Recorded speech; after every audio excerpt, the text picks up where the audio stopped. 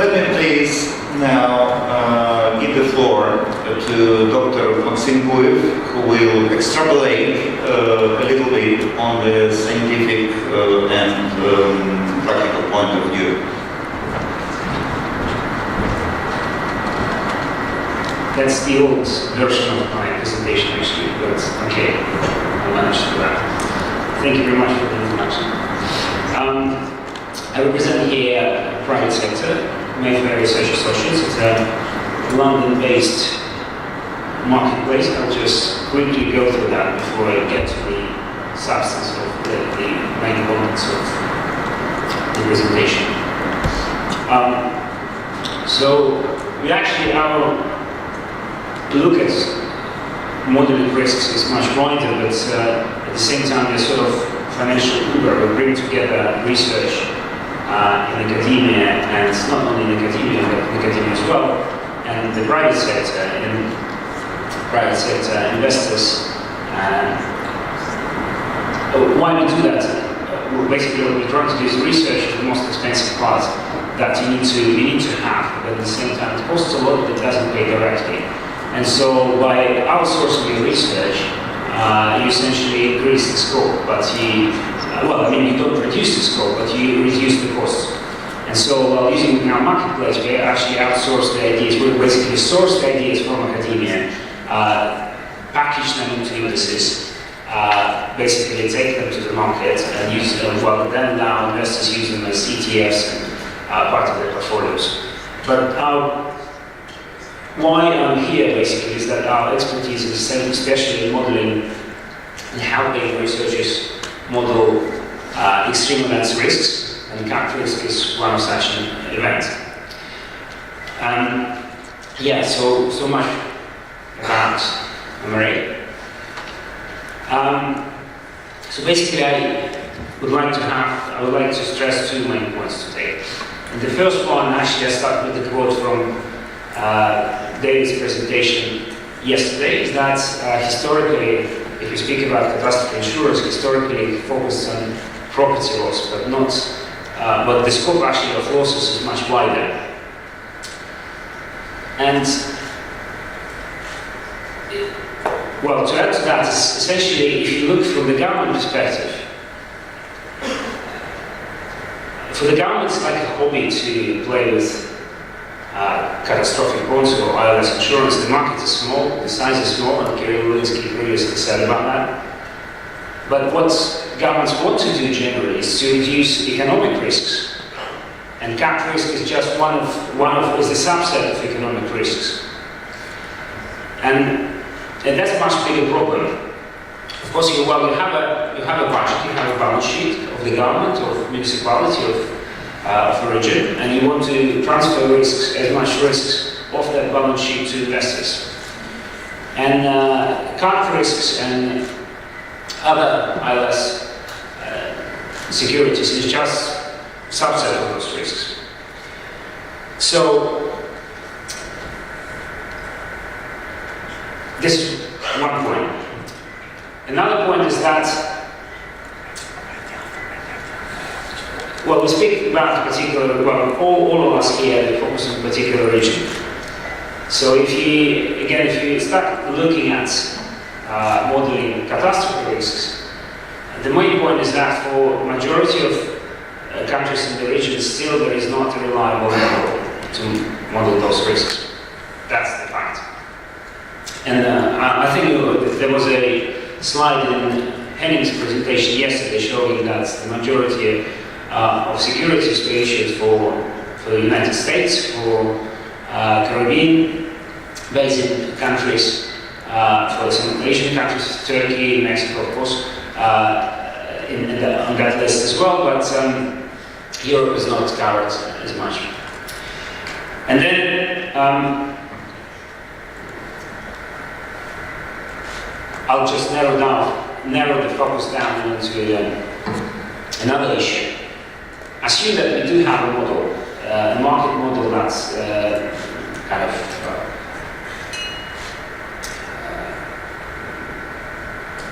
private sector or ESB uses to assess risks. in other countries, and they assume have it for Eastern Europe and Central Asia. And then, well, I'll give you a simplified picture, but obviously it's just a very crude picture. But what you do when you try to assess catastrophic risks is that you work with engineers who model climate and model seismic activity. You come up with certain parameters for the hazard function. You have a probability distribution of what might happen where, with what intensity.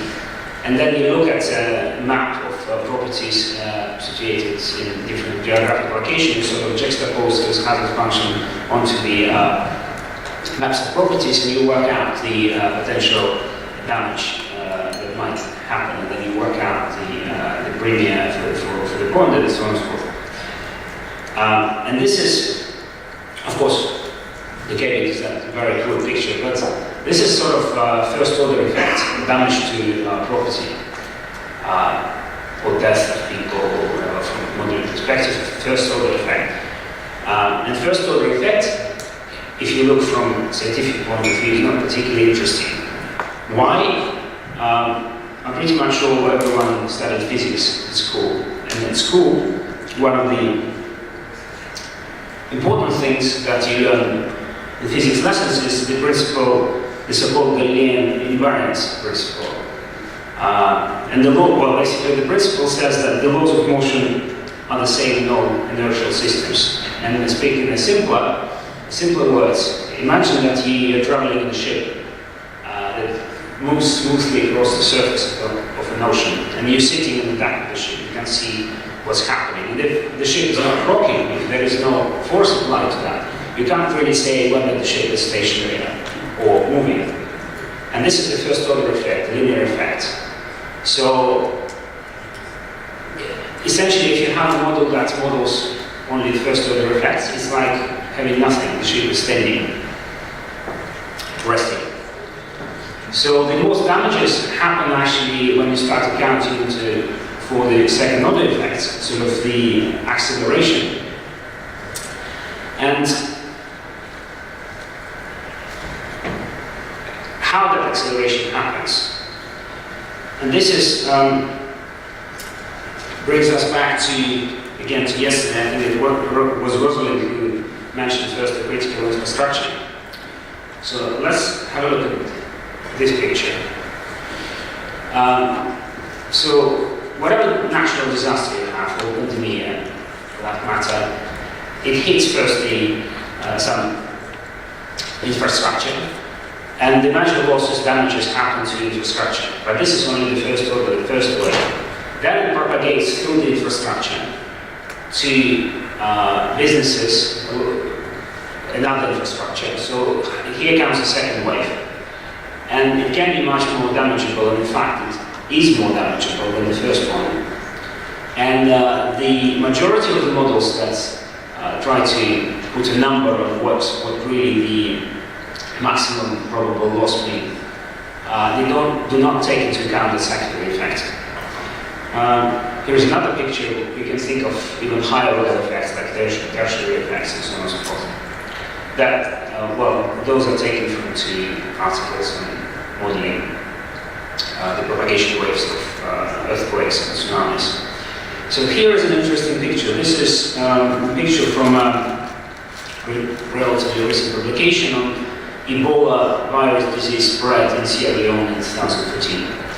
So the topmost left picture shows where essentially the sources of Ebola were and how they spread and where the most deaths occurred in the country. The second one is in the left one, in the bottom, all those waves of contour lines. They show like the wider the distance between the contour lines, the faster that spread of the disease happened. And then unfortunately you can clearly see the bottom right picture. So in gray you have buildings, and in blue it's almost not readable, but in blue you have roads. Essentially the major takeaway from the article found it all, there are it's an engineering article. There are about 50 authors, I think, in there, so they run lots of experiments and look at it. So Ebola spread along the roads, through the infrastructure, essentially. And that's a motivation to model second-order effects. So you know that disaster spreads through infrastructural channels. Oops. And how you model that? I mean, you need to take into account how disaster spreads through the existing network. Well, there is network analysis, network science that started off, well, yesterday Thomas quoted from Leonardo da Vinci, but network analysis started off another Leonhard Euler who lived in the 18th century, and he was the first to solve how to cross 7 bridges of Königsberg in the most efficient manner. So he put together like a network of bridges in Königsberg, at that time in Prussia. And nowadays we have, well, the analysis network science evolved a lot. And one of the central points in that analysis, beginning points, is to establish centrality of the system. And centrality, there are 6 definitions of centrality. I wouldn't go into detail. But so those pictures, they show the most central points in a certain network exist. So depending on the definition, you see that the central points, they're different. What is the central point? The central point is like a thread you pull out of a fabric and the whole fabric unravels. It's not necessarily the main city. We speak about infrastructure. It's not necessarily the main artery or the main road, but it's somehow linked to economically linked to most important other hubs in the region.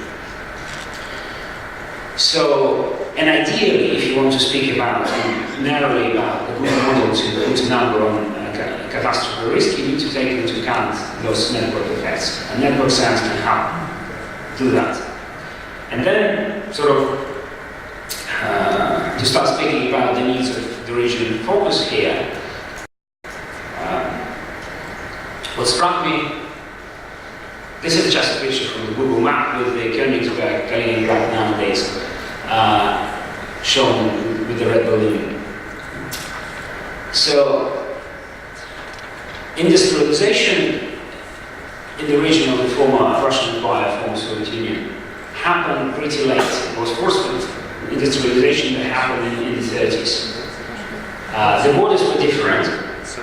And industrialization effectively happened out of Moscow, and you can see that straight away. If you look at the Google map, you see that Moscow is like a spider sitting in the center of a net, and there are arteries going out of Moscow. And then what it means is that if nowadays we have many more states, but it might happen if you apply network science to modeling those infrastructure and the spread of disaster, that the critical points, that threats that you need to take out of the fabric, they're actually situated not located not in your country, but just across the border, or pretty much far away from the border. And in my view, it's to a lesser extent applies to Central Asia, but much more applicable to the European part of the former Soviet Union. And Kaliningrad is a perfect example in the same Königsberg, because if you sort of zoom into Königsberg, and if you want to sort of issue a catastrophe bond for Kaliningrad's region, the central points are Gdańsk, which is in Poland, and Kaunas, which is in Lithuania. So if something happens in those 2 countries, then Kaliningrad is basically, well, I mean, the risk is not in that region, but across the border. So, to conclude, what it tells us, what we need to think about, is that Kirill Linsky previously talked about the necessity of actually pooling risks and increasing size and issuing bonds like bigger size than catastrophe bonds can do, catastrophe industry can do. So, if you take into account second-order effect, first of all, we need to update the existing models. That's the most obvious conclusion. And the second conclusion is that if you look at the region, you probably need to model risks in that region, not for one single country, but taking the whole region into account. Well, probably that's a good point. Yeah, thank you.